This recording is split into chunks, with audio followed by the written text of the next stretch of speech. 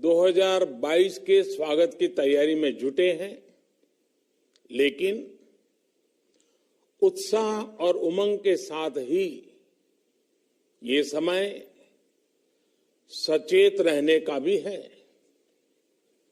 आज दुनिया के कई देशों में कोरोना के नए वेरिएंट ओमिक्रॉन की वजह से संक्रमण बढ़ रहा है।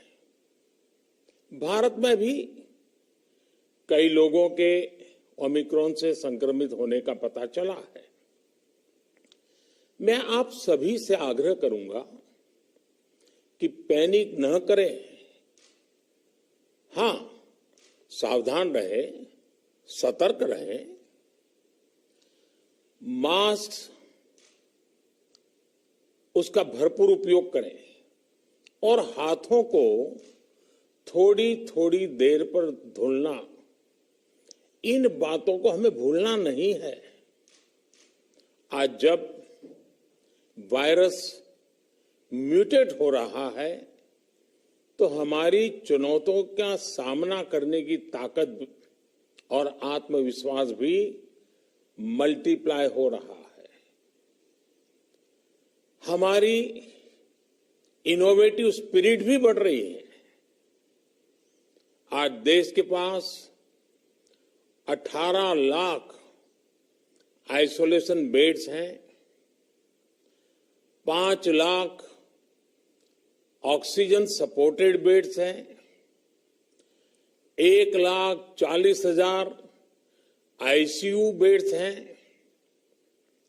आईसीयू और नॉन आईसीयू बेड्स को मिला दें तो 90,000 बेड्स विशेष तौर पर बच्चों के लिए भी हैं। आज देश में 3,000 से ज्यादा पीएसए ऑक्सीजन प्लांट्स काम कर रहे हैं। 4 लाख ऑक्सीजन सिलेंडर्स देश भर में दिए गए हैं। राज्यों को जरूरी दवाओं की बफर डोज तैयार करने में सहायता की जा रही है। उन्हें पर्याप्त टेस्टिंग किट्स भी मुहैया कराई जा रही है।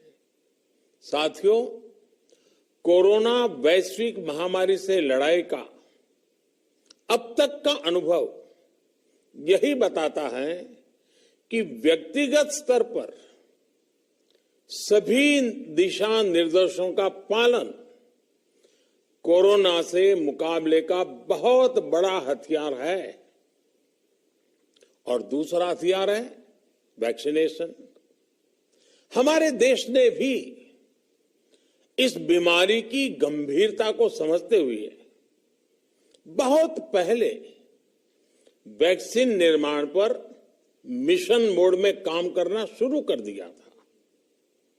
वैक्सीन पर रिसर्च के साथ साथ ही approval processes, supply chain, distribution, training, IT support system, certification पर भी हमने निरंतर काम किया। इन तैयारियों का ही नतीजा था कि भारत ने इस साल 16 जनवरी से अपने नागरिकों को वैक्सीन देना शुरू कर दिया था। ये देश के सभी नागरिकों का सामूहिक प्रयास और सामूहिक इच्छा शक्ति है कि आज भारत 141 करोड़ वैक्सीन डोज के अभूतपूर्व और बहुत मुश्किल लक्ष्य को पार कर चुका है। आज भारत की वयस्क जनसंख्या में से 61% से ज्यादा जनसंख्या को वैक्सीन की दोनों डोज लग चुकी है। इसी तरह वयस्क जनसंख्या में से लगभग 90% लोगों को वैक्सीन की एक डोज लगाई जा चुकी है।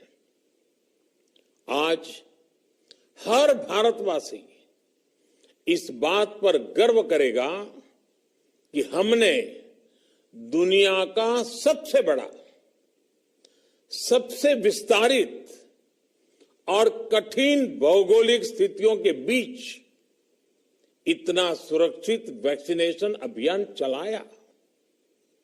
कई राज्य और विशेष तौर से टूरिज्म की दृष्टि से महत्वपूर्ण राज्य जैसे गोवा, उत्तराखंड, हिमाचल जैसे राज्यों ने 100% सिंगल डोज वैक्सीनेशन का लक्ष्य हासिल कर लिया है।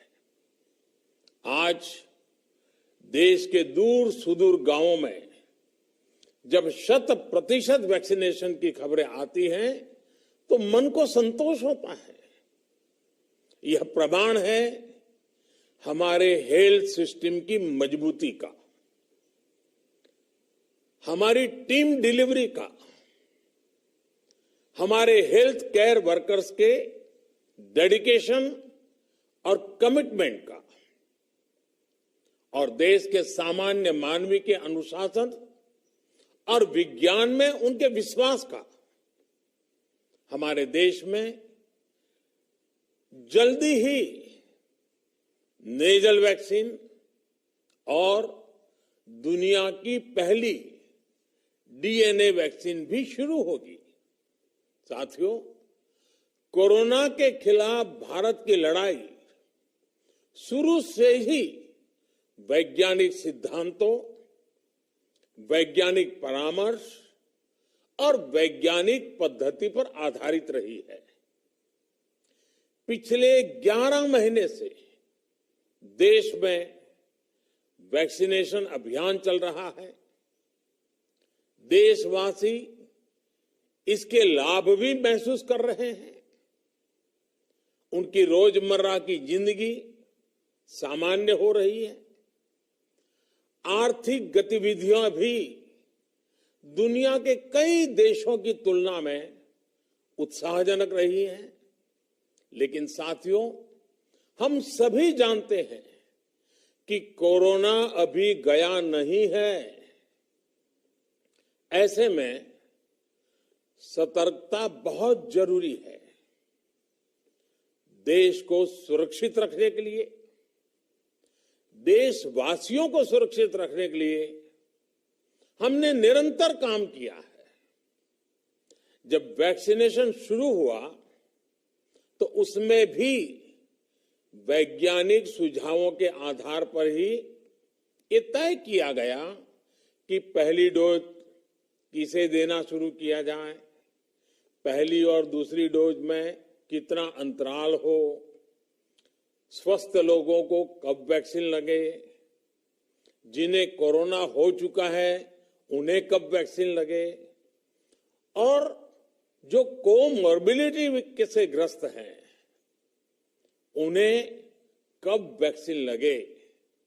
ऐसे निर्णय लगातार किए गए और ये परिस्थितियों को संभालने में काफी मददगार भी साबित हुए हैं।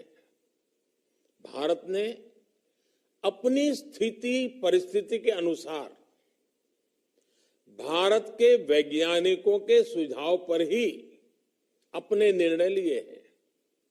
वर्तमान में ओमिक्रॉन की चर्चा जोरों पर चल रही है। विश्व में इसके अनुभव भी अलग अलग है, अनुमान भी अलग अलग है।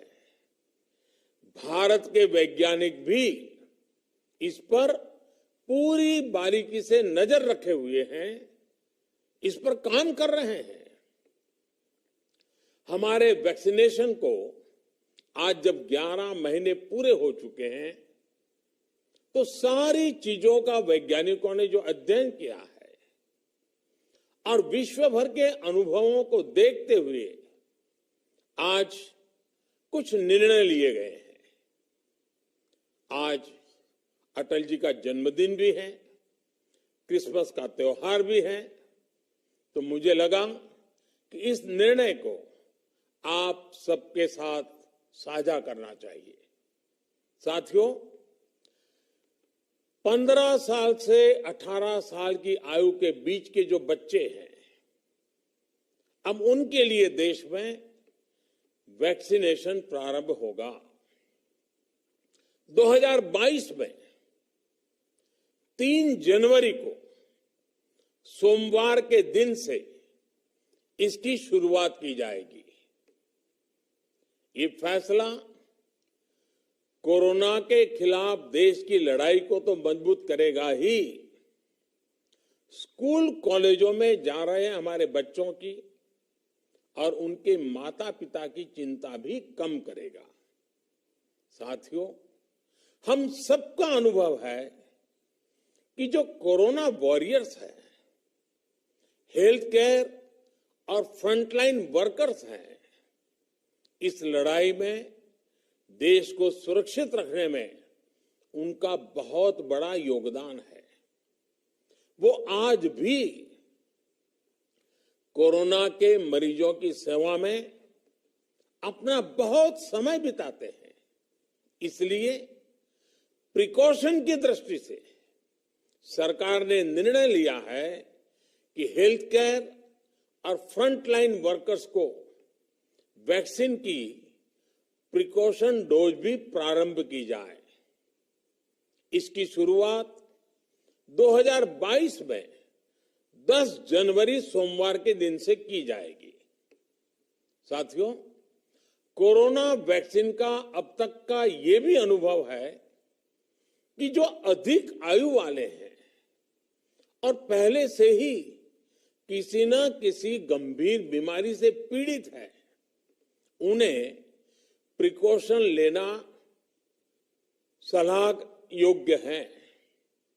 इसको ध्यान में रखते हुए 60 वर्ष से ऊपर की आयु के कोमॉर्बिडिटी वाले नागरिकों को उनके डॉक्टर की सलाह पर वैक्सीन की प्रिकॉशन डोज का विकल्प उनके लिए उपलब्ध होगा। ये भी 10 जनवरी से प्रारंभ होगा। साथियों, मेरा एक आग्रह है कि अफवाह, भ्रम और डर पैदा करने के जो प्रयास चल रहे हैं, उनसे बचना चाहिए। हम सभी देशवासियों ने मिलकर अब तक दुनिया का सबसे बड़ा वैक्सीनेशन अभियान चलाया है।